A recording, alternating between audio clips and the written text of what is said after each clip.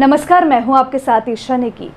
ये तो आप सभी जानते होंगे कि देश के 99.9% मीडिया घराने और उसमें काम करने वाले पत्रकार, जिन्हें गोदी मीडिया कहा जाता है, वो मोदी सरकार आने के बाद से ही उनके आगे दंडवत है।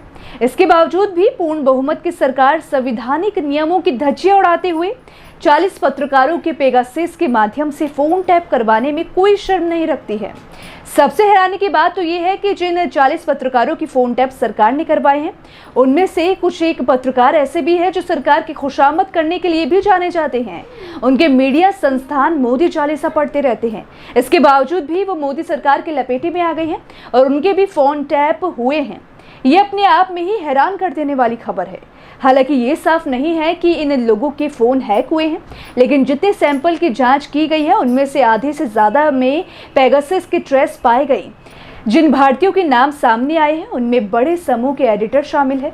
खास बात यह है कि जासूसी के लिए कुछ पत्रकारों के नाम तब लिस्ट में शामिल किए गए जब वो पिछले साल 2019 में मई के आसपास सरकार से जुड़ी किसी खोजी खबर को कर रहे थे। वही लीक हुई लिस्ट में Hindustan times, India today, network 18, the Hindu और इंडियन एक्सप्रेस के टॉप पत्रकार शामिल हैं। इनमें हिंदुस्तान टाइम्स के शिशिर गुप्ता, द वायर के फाउंडिंग एडिटर सिद्धार्थ वर्तनराजन और एम.के. वेणु, द वायर के लिए लगातार लिखने वाली रोहिणी सिंह का नाम भी है।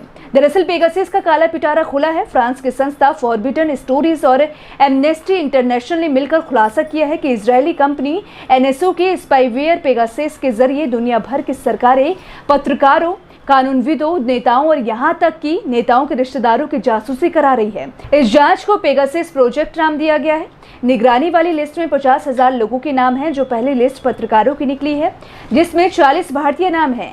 चलिए इस बारे में मैं आपको पूरी डिटेल देती हूँ कि किन मीडिया घरानों को मोदी सरकार ने घेरा है और किस माध्यम से मोदी सरकार ये जानना चाहती थी कि जो पत्रकार हैं ये हमारे बारे में क्या लिखते हैं, उनके फ़ोन के द्वारा किससे बात होती है, किस तरह की चीज़ें अपने फ़ोन में रखते हैं। क्योंकि ये आप सब जानते होंगे कि पेगासस के माध्यम से सब कुछ किया गया। तो चलिए पहले ये जानते हैं कि आखिर पेगासस क्या है। पेगासस स्पाईवेयर इजराइल स्थित निगरानी तकनीक कंपनी एनएसओ ग्रुप द्वारा बनाया गया है, जिसे क्यू साइबर टेक्नोलॉजीज भी कहा जाता है। पेगासस कोई रैंडम स्पाईवेयर नहीं है जो आपको ऑनलाइन मिलता है। कंपनी एनएसओ ग्रुप की स्थापना 2009 में इजराइल में एक विशेष सर्विलांस टेक्नोलॉजी सॉल्यूशंस के रूप में की गई थी। पेगासस स्पाईवेयर के जरिए हैकर को स्मार्टफोन की microphone, camera, message, email, password और लोकेशन जैसे डेटा का एक्सेस मिल जाता है। एक रिपोर्ट के मुताबिक पेगासस आपको एन्क्रिप्टेड ऑडियो स्ट्रीम सुनने और एन्क्रिप्टेड मैसेज को पढ़ने की अनुमति देता है। यानी हैकर के पास आपके फ़ोन की लगभग सभी फीचर तक पहुंच होती है। एनएसओ ग्रुप के मुताबिक इस प्रोग्राम को केवल सरकारी एजेंसियों को बेचा गया है और इसका उद्देश्य आतंकवाद और अपराध के खिलाफ लड़ना है। हालांकि कई देशों में लोगों पर जासूसी करने के लिए इसका इस्तेमाल करने के आरोप लगते रहे हैं। खैर, मोदी जी ने एक बार फिर से ये साबित कर दिया है कि मोदी है तो मुमकिन है। कोरोना महामारी में गंगा में लाशों का बहना भी मुमकिन है, महंगाई भी मुमकिन है, घटती जीडीपी भी मुमकिन है, बढ़ती बेरोजगारी भी मुमकिन है और पत्रकारों, जजों, नेताओं की जासूसी भी मुमकिन है।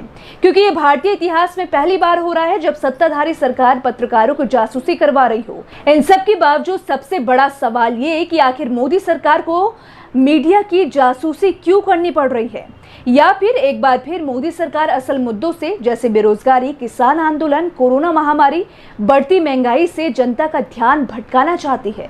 खैर, इस वीडियो में मेरे साथ फिलहाल इतना ही। अगर आपको मेरा ये वीडियो पसंद आया हो तो हमारे चैनल को सब्सक्राइब करना ना भूलें।